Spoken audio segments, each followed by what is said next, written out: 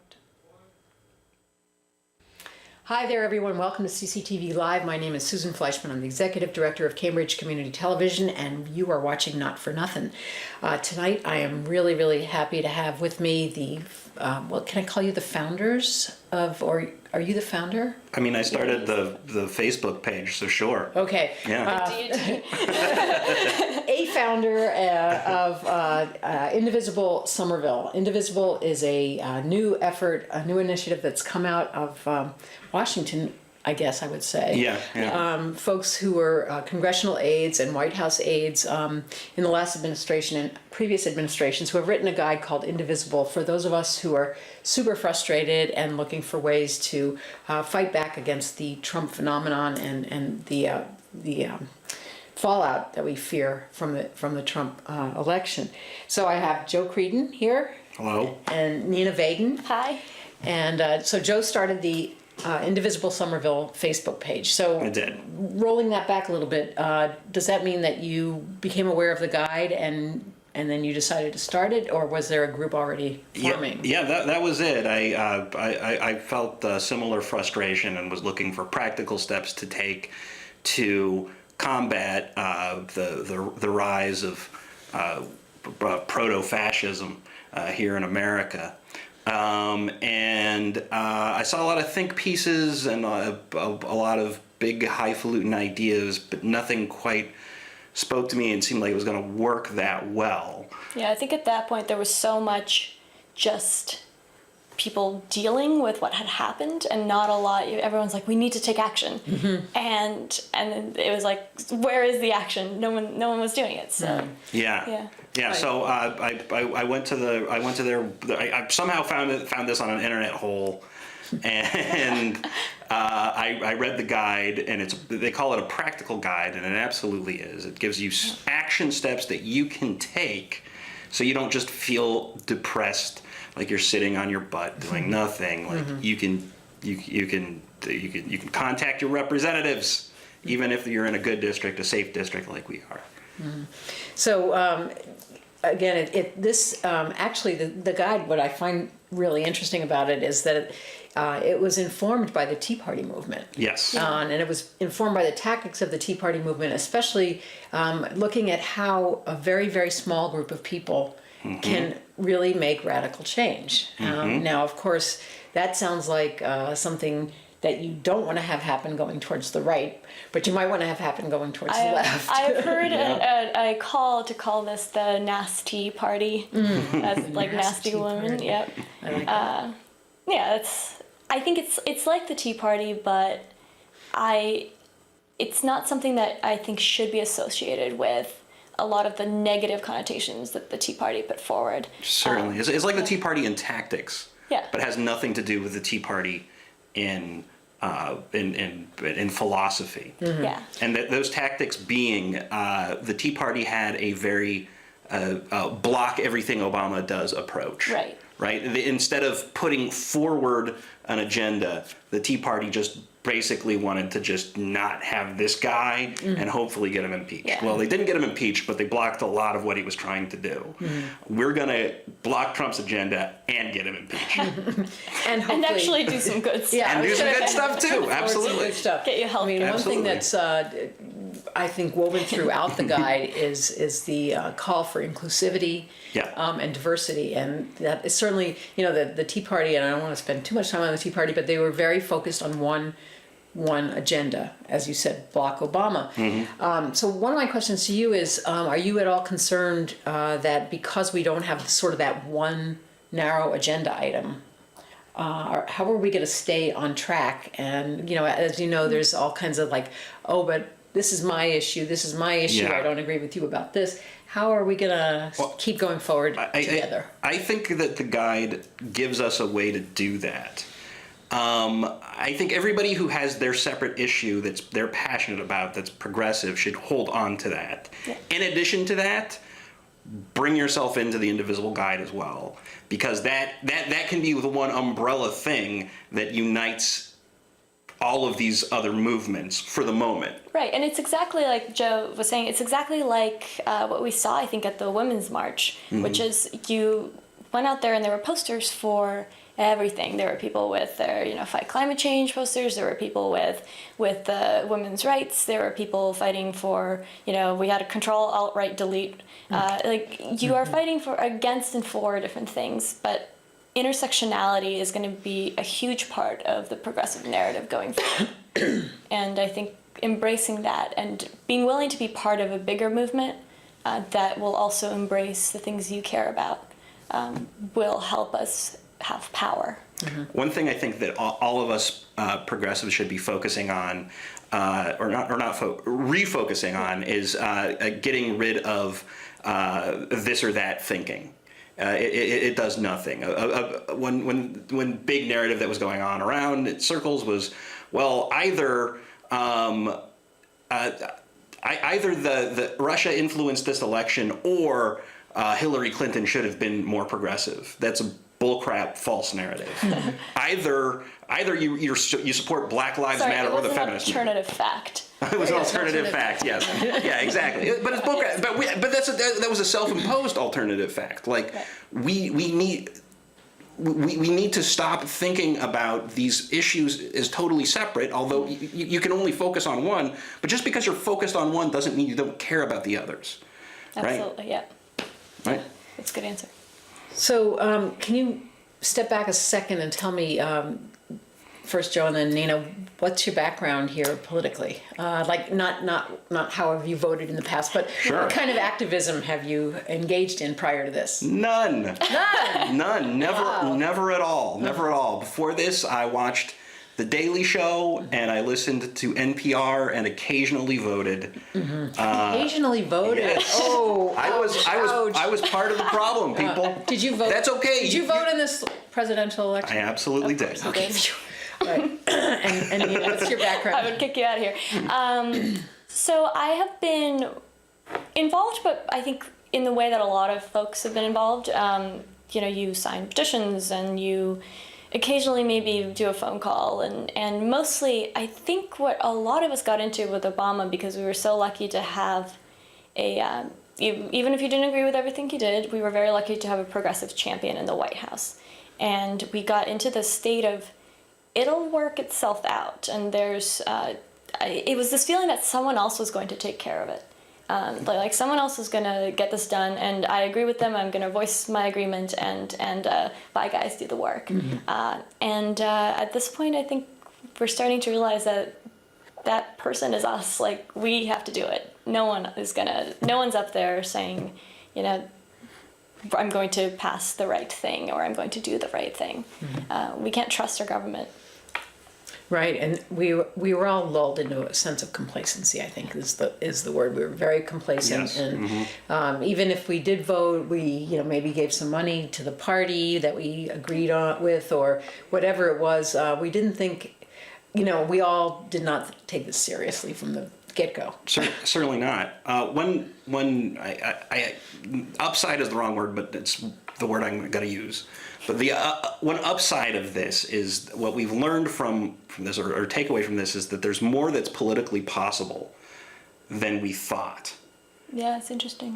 I thought, as everybody else did, it's going to be Clinton versus Bush, right? Mm-hmm.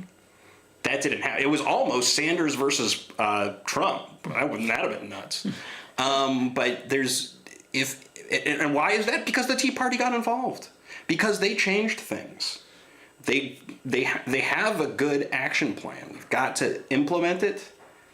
Still care about our core progressive values, but the tactics that we've been using up to this point, just relying on, which was basically, like you said, just relying on Obama, they're doing nobody any favors. Mm-hmm. Well, I think a really interesting example of how things can change is sort of how the whole Women's March on Washington began. The initiation of that was, one or two women in Hawaii who had never done anything like this before, who kind of put something out on Facebook and said, let's march on Washington. And right at the beginning, I was like, because what happened right away was there there wasn't an intersectional look at it, I think. These were women who had never organized before, had not necessarily fallen into the trap that I think the women's movement had fallen into, which is not being able to look at other people's issues and not including them and not seeing how they all needed to fit together. I was really worried that, we're going to get into infighting from day one. Yeah. And it started to be like that, and then some other people got behind it, and look what happened. Yeah. I mean, look what happened. If we can work through and unite like that all the time, I think we have a very bright future ahead of us. But we have to get there. Yeah, I think maybe this movement can look towards the foibles that were faced by the women's movement and probably the civil rights movement. I think in the civil rights movement, black men were not really able to incorporate feminism, and in the women's movement, white women were not able to incorporate the civil rights issues. Yeah. Hopefully we've learned from that, and we can stop ourselves from the infighting that could, be rolled out. And, we've always had this, I think sometimes when we look at the infighting that happens or the conversations that happen, and this is especially coming from criticism on the right of progressive movements, is they're having these conversations and they don't need to have them, or like, why are they bickering again? But I honestly think that what we're seeing is a big demographic shift, and that's, my generation is very diverse, and the generation that's coming up is even more diverse, and of course we're having these conversations, and of course they're awkward and people are going to get mad, and but that's what progress is like. It's messy. Yeah, I agree. Be wrong. I think another thing is be wrong. Be wrong. Make some Facebook comments that make your friends mad. Do it, because you'll learn something from it. You'll learn. I've learned more from pissing my friends off than getting likes. So if you're watching this and I've pissed you off, good. Let's talk about it. Let's have the conversation. Absolutely. Yeah. So actually, let's take a quick look at your Facebook page here. So I think when I first looked at it, there were just a couple hundred members, and now there are over 400. There are? Yes. Holy crap. 402. I haven't checked the number. 402? 402. All right. Yes. Now, if someone 4 or wants 5 by tonight. Yeah. If somebody wants to become a member of this group, I see it's a closed group. Can you tell me what they do? How do you get involved? I think all you have to do is type Indivisible Somerville into the Facebook page, and then somebody will allow you into the group. I kept it a closed group because I don't want any trolls coming on, harassing anyone. Mm-hmm. That's not going to happen here. This is going to be a safe space where maybe your ideas will be challenged. Hopefully they will. Hopefully you'll have some comments that piss people off. Mm-hmm. But no racist bullcrap, nothing stupid. So the intent here with this Facebook page is to serve as a spot where some of these discussions can be had, right? Mm-hmm. So I was looking at, Nina, this question you posed today. What do people think of this? Should we compromise or push to the left? I thought that was a really good question. And I think that's what started me being worried about. Like, what about the people who aren't really that far left, but want to get involved in this and want to kind of build some bridges, but right. are going to be like, oh my God, this is too left for me. I think that what happens is that when people get into activism, it is so easy because you get into it because something either makes you really happy or really mad, right? You get into it because of emotion and because you care deeply. And especially if you're in a progressive city, you're going to push, right? You're going to be angry about things that most people don't know about or don't seem like they care about. But the thing is that when you actually talk to people about what they think about an issue, they are, even everyday people who are not involved, when they're informed, they have opinions, and a lot of them do get passionate about it. So maybe, as I was posting, I was thinking, maybe we're asking the wrong question here. Maybe it doesn't matter whether it's left or center. It's, what do people around us think when they're informed? And how can we get them better informed? And how can we tell them that activism it's not just something that the crazies get involved with. It is a part of being a citizen. It's a part of being a human being who stands up for other human beings and who makes the places that you live in better. And if we can get that shift to happen, I think we're going to have enormous power. And it's also not particularly hard sometimes to be an activist. If you can call, if anybody knows anybody who lives in Boston, okay, right now, and wants to give the mayor of Boston a call and tell them to make Boston a sanctuary city, do it. If you live in Cambridge, which I'm sure you do, call your mayor and tell them thank you that this is a sanctuary city, because Trump is going to fight him on that. Our mayor, Creedon, I called him a couple weeks ago. He's fantastic. Run for higher office. Yeah. Mayor Creedon, I will back you till hell or high water. Don't, because I live in Somerville and I like you. But we'll talk about it on our Facebook page. Get people mad. But call him up and tell him thank you for having this a sanctuary city. What a lovely sanctuary city we live in. I love this. I love this city. I love New England. I love Boston. We have always been a cradle of liberty here, from the beginning of the revolution to the abolitionist movement, and now, once more, we will bring the country kicking and screaming towards a better union and equality. All right, so that can let us segue into the fact that we are pretty darn lucky here in Massachusetts, that we have really progressive people in Congress representing us. So a lot of people are saying, there's not really anything I can do. I can't go visit my members of Congress and, stand up to them and tell them how I want them to represent me, because they actually are representing us the way we want to be represented. So what do we do here? Well, like we were saying before, Baker's got a better approval rating right now than Elizabeth Warren. She can't take 2018 for granted. Okay. Kurt Schilling had a pathetic Trump rally in Boston, but if he has it in Springfield, I don't know, it'll be so pathetic. 2 years from now is going to look so different from now. Last week looks so different from now.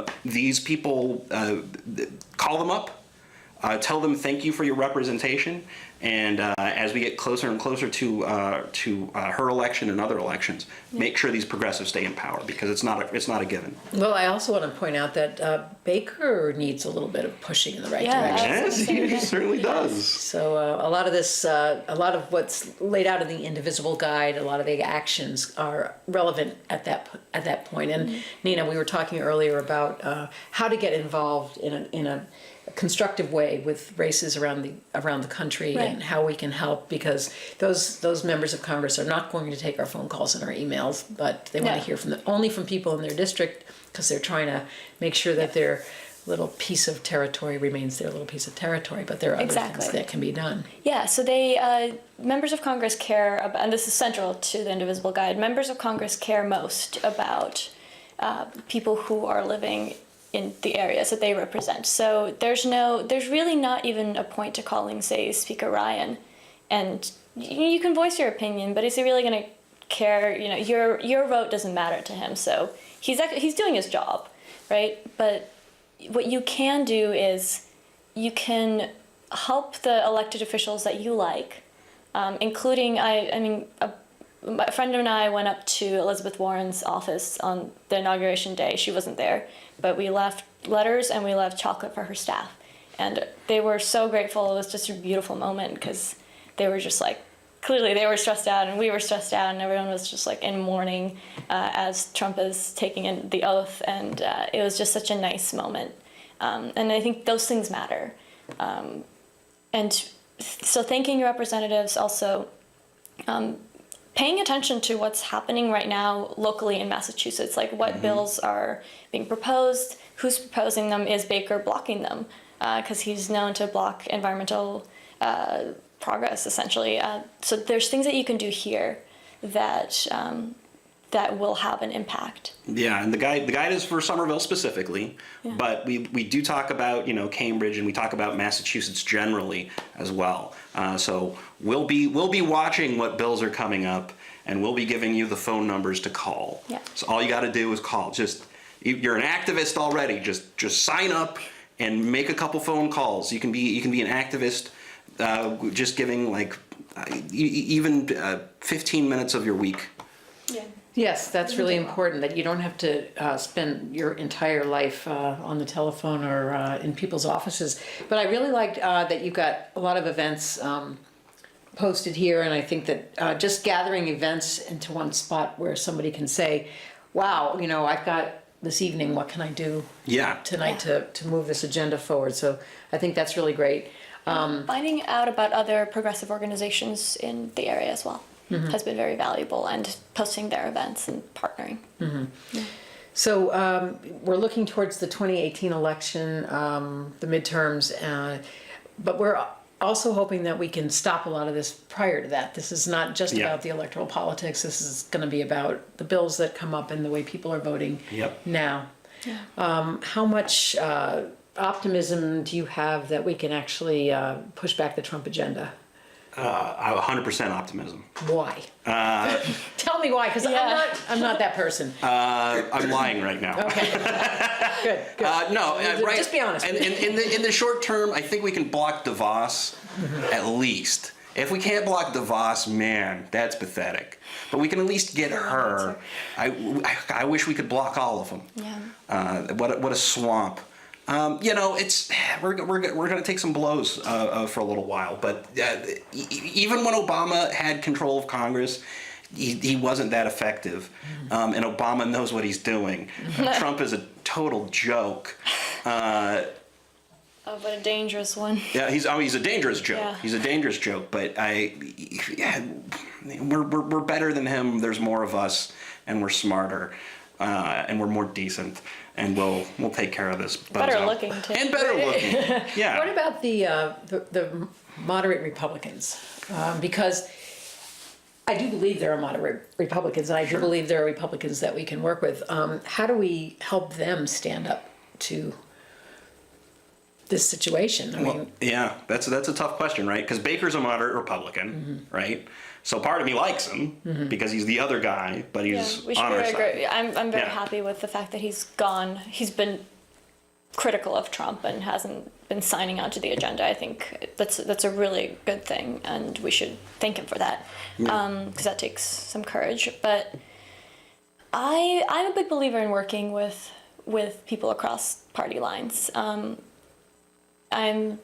still having trouble with the people who were Trump voters and are still behind him, but I can see them getting ready to flip. And I've had conversations with people in other states who have flipped since voting for Trump, and they get a lot of pushback from the progressive side, and understandably because we're all so upset with them. But I see hope there. I see hope of people changing over, and I think actually, Obama ran on this idea of hope, but I think the word for 2017 is courage. And not like Apple having courage to release the iPhone without a headphone jack. That's not courage, like actual courage. Like show up at your senator's office. Read, get involved, post an event that 2 people come to. And so that you can get their feedback, run it again. Like we need to learn how to organize because we've forgotten. And if we can relearn that, we have, smart, passionate, educated people who could do amazing work as long as we make civic life cool again. Interesting. Like. So you think it became uncool? Make civic life cool again. No. But to piggyback on your point about empathy for Trump voters, I mean, I get it. Most of the people that voted for Trump only heard what they wanted to hear, and he told everybody everything. He literally said, if you vote for me, your wildest dreams will come true. And he was the anti-establishment candidate. And I think every progressive can kind of understand why that was cool, why somebody would want to do that. It's tough because you can be gobsmacked at, when he made fun of the reporter with disabilities, how did that not turn you off? When he came down the elevator and was screaming about Mexicans and building the wall, why did that not turn you off? But it didn't, and it's done. And people project what they want. And people project what they want, just like we did with Obama in a lot of cases. this is why that call to empathy that we heard about on NPR so much. There is value and power in that. Empathize, understand, bring them in, then move on. Don't keep ostracizing them. It's not going to do any good. Yeah. So you're saying I should talk to my brother? Yeah. If he's anti-Trump now but wasn't before. No. Yeah, sometimes Try to. Yeah. I think there's more value to be had by bringing the people who showed up at the march who had never done any activism, like that is power. Those are the people who are like, this is so bad that even though I've never, I don't want to cause trouble, I don't want to talk to people about politics, it's taboo, I don't care, that they're willing to come out, that's where the power is. The people who are already passionate but about the other side, like, they're going to have to decide for themselves. Yeah. But there's so many, like, over 50% of the population didn't vote. A large percentage didn't vote. And and a large percentage isn't involved beyond watching the news or posting a couple articles on Facebook, and those are the people that we want. Like, that's what we need. Like me. Yeah, like you. Yeah. Well, it certainly jarred us away from our complacency, and we can never be complacent again. And even if we are able to push the progressive agenda to a point where we're happy again and satisfied again, we can't be complacent because this could slide back. And I think that's my biggest fear, is how much we can slide back now. I think we're talking about decades of progress, and especially with the Supreme Court. Yeah. I heard a great joke. I saw a great joke on Facebook the night of the inauguration. It said, "Don't forget to turn your clock back 300 years." Yeah, I saw that one. That's a good one. That was a good one.